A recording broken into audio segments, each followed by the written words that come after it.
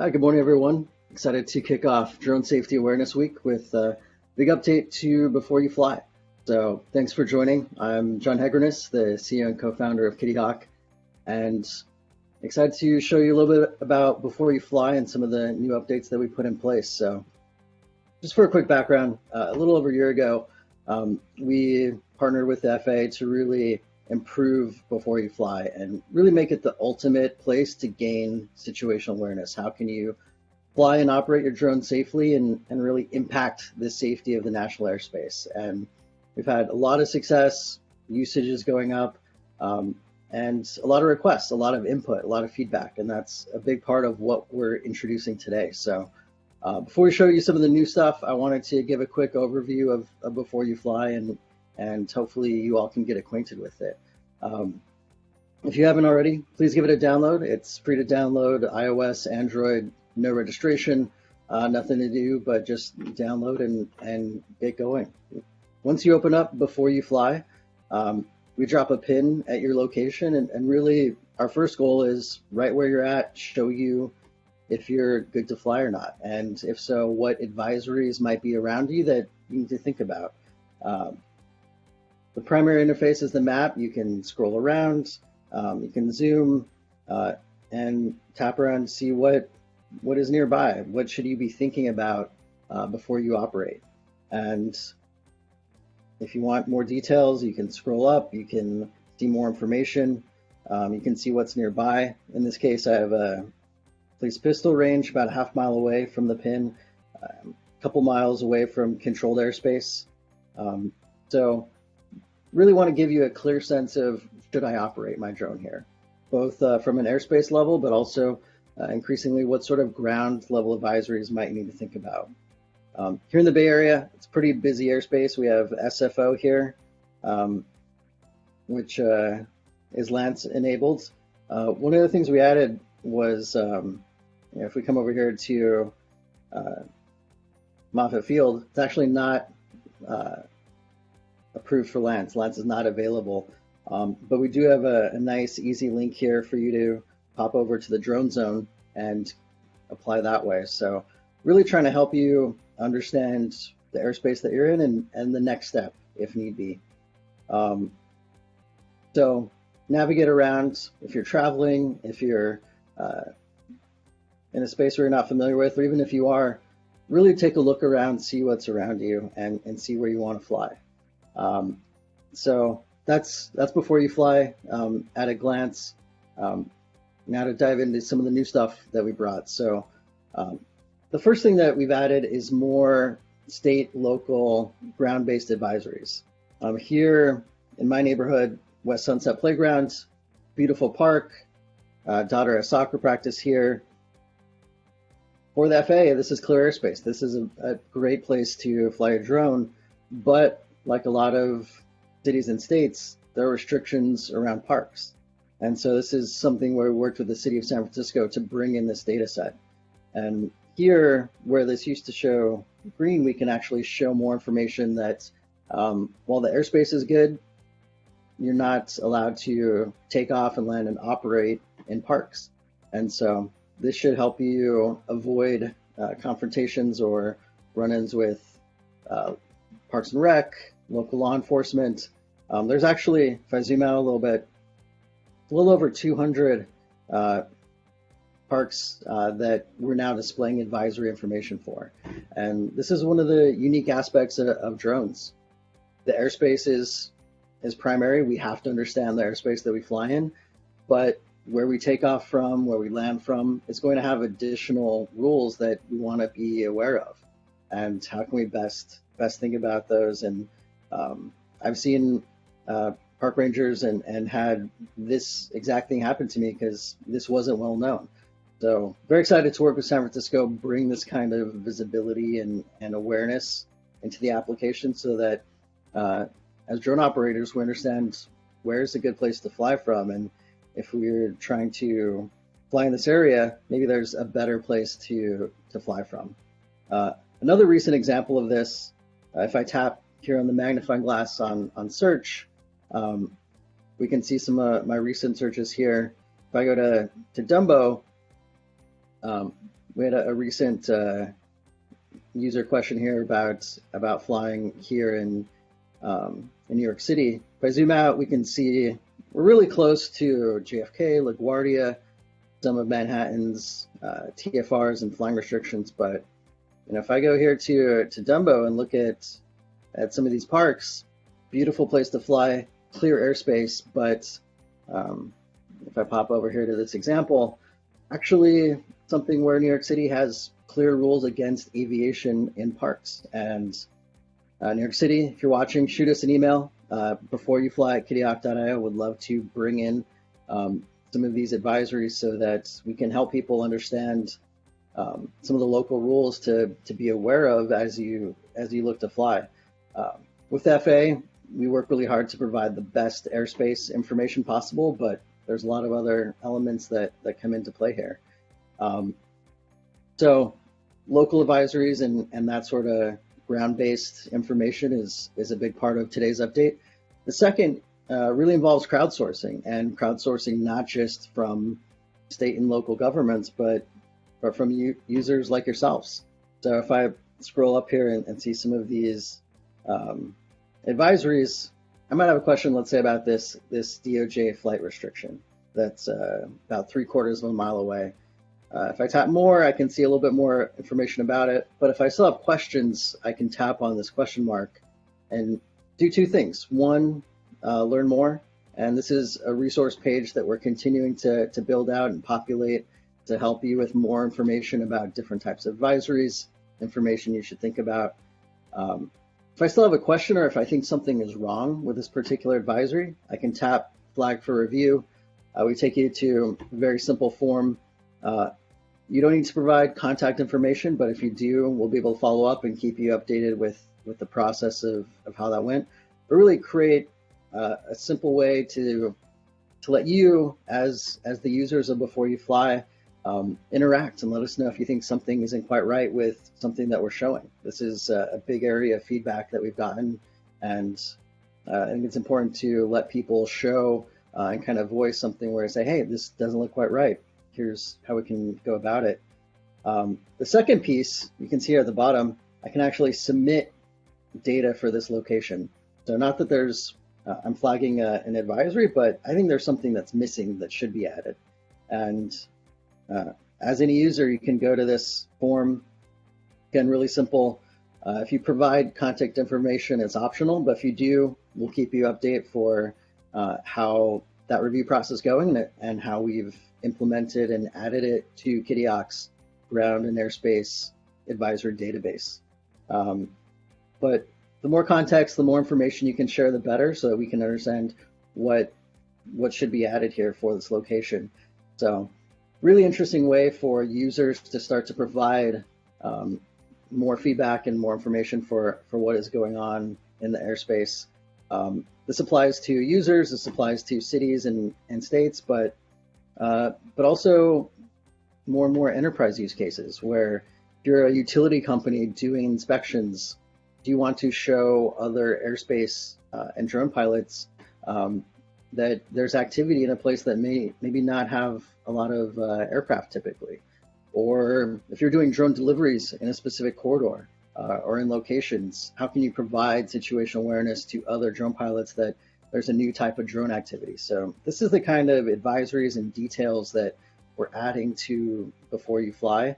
And again, probably the area where we have gotten the most questions where something's missing. Why does it say okay to fly here? There should be an advisory, there should be a restriction, there should be more awareness.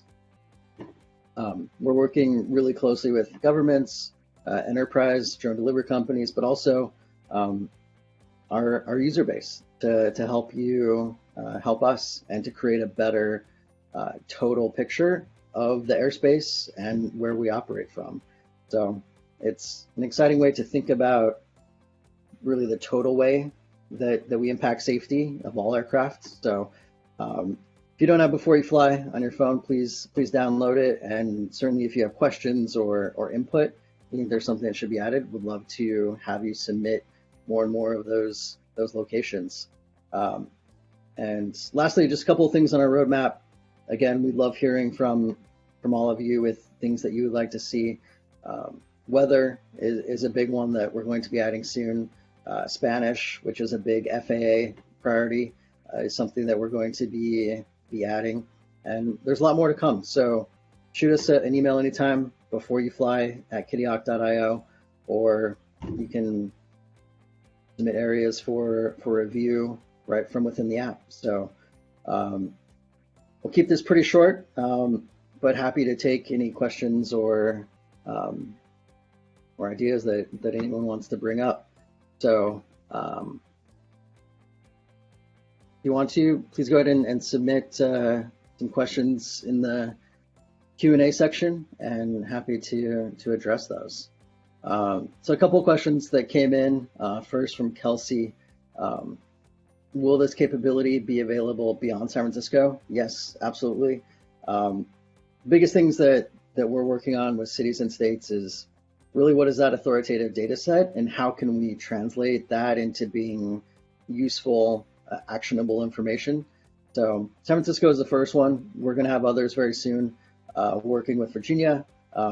Just this morning, got a couple of new submissions for Tennessee, a few other places. So absolutely, if you work at a city or state local level, please contact us, or just if you're a user in one of those locations and you're aware of these local restrictions, submit it in the app, and we'll take a look and see how best we can add that information. So it kind of goes to Kelsey's second question, how are the crowdsourced advisories monitored? So within Kitty Hawk, we're collecting all of this input. We'll then be reviewing it for accuracy, for detail. How can we make this actionable and useful from within the application?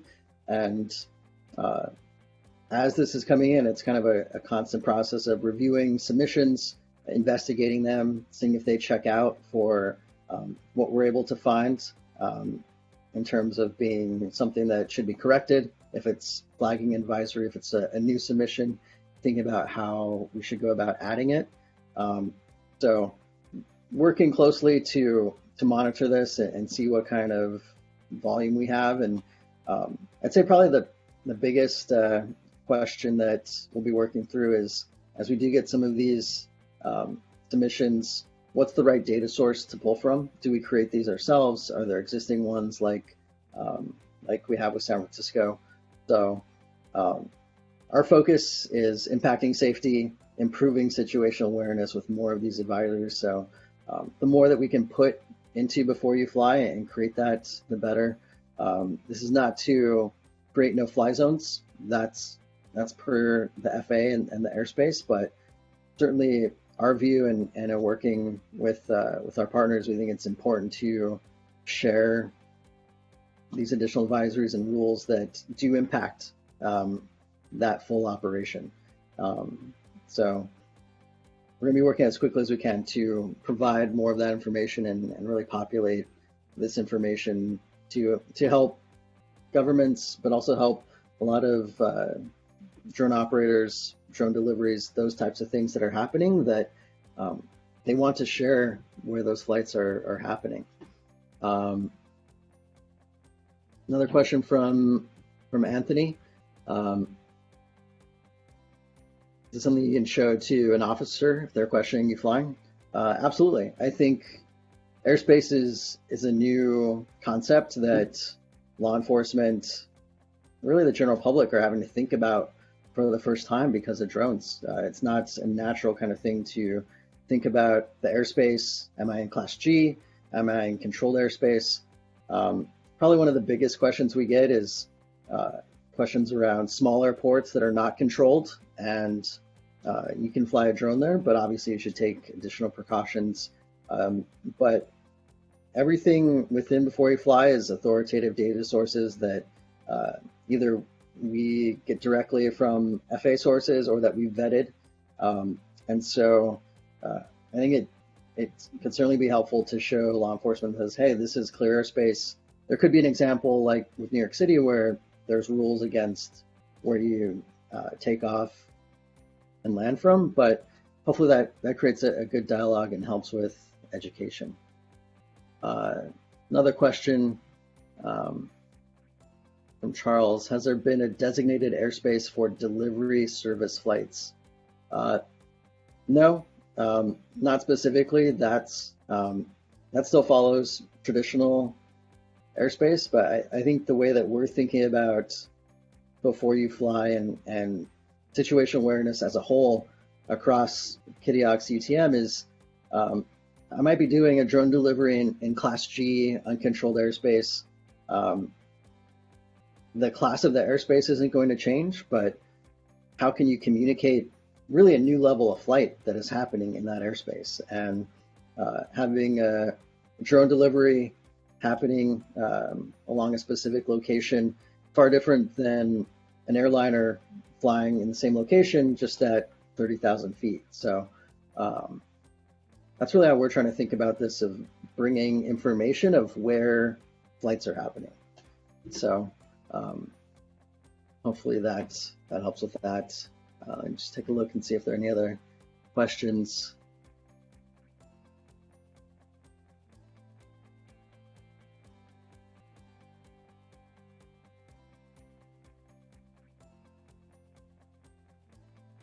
Looks like a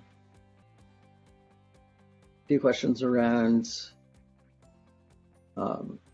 various advisories. Again, you're welcome to submit those right from within the application, or send us email beforeyoufly@kittyhawk.io, and we can take a look and have that discussion. It's probably one of the key areas of focus for us is how do we start to really create this database, this application, this user interface to aid in that. So the more information that we can bring into this single location is going to impact safety, and that's our focus, and part of why we're kicking this off with Drone Safety Awareness Week. We'll take a couple more questions. Question from Lauren: in my region, I know that many military flight routes exist around 300 feet AGL. Is there a plan to add advisor information for MFRs? Yes, we had some military training routes before, and we're updating that. So absolutely, we're going to be looking to include that. Well, I'll pause to see if there's just a few other questions. If not, really appreciate the time today. Again, if you haven't, please take a look at the new update to Before You Fly. Great way for, even if you're not a drone pilot, to understand the airspace around you, the advisories around you, and certainly if there's something that you think is missing, something you think should be included, would love to hear from you and have that submitted. Let's see, a couple more questions. This one from Anthony: I have both Before You Fly and Kitty Hawk. Does this mean I do not need Kitty Hawk app now? It really depends. It's up to you. The way that we think about this, so it's the same airspace engine. It's our UTM that is powering both Before You Fly and the airspace that you see in Kitty Hawk. If you're a, let's say, recreational pilot looking for information, we really see Before You Fly as that first step to start to understand the airspace around you, to think about checking where you should or should not fly. And then Kitty Hawk is kind of that next step as you graduate and need airspace approvals for LANCE. You want to track your flights, you want to track your fleets, you want more of that drone operations, fleet management, airspace management piece. That's really where Kitty Hawk applications start to fit in. But Before You Fly is really that zero friction download, no registration needed way to start to interact and understand the airspace and advisories around you. So up to you. Hopefully that helps. We definitely get a lot of questions about adding more capabilities into Before You Fly. And really our direction there is what information is going to help people start to get acquainted and understand safety. So that's where weather fits in, that's where Spanish fits in, that's where more of these local advisories fit in. Anything kind of requiring user registration or specific user tracking is where Kitty Hawk starts to make more sense for drone pilots. Again, there's no registration, there's no information that we collect with Before You Fly, so hopefully that helps you understand which one to use or which one makes the most sense for you.